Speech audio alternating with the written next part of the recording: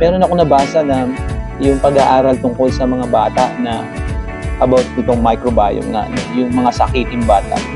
Yung mga bata daw na, halimbawa, marami sila sa magkakapatid. Tama yan. Tapos compare sa isang bata, mas malalakas daw yung mga batang marami sila, no? Kaysa sa isang bata lang. Lito. Mas maraming magkakapatid. Oo, kasi nga nagpapalitan sila ng iba't ibang bacteria. Naglalaro sila, nag-uubuhan sila. Nag-isnisan sila. Oo, mas mataas yung immune system ng marami kaysa nag-iisa.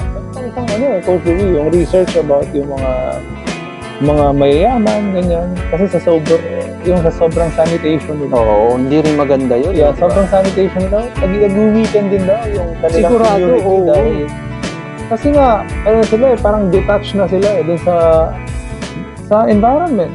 Di ba, sa environment, makakakuha ka ng maraming microorganism dyan Sa lupa, sa hangin,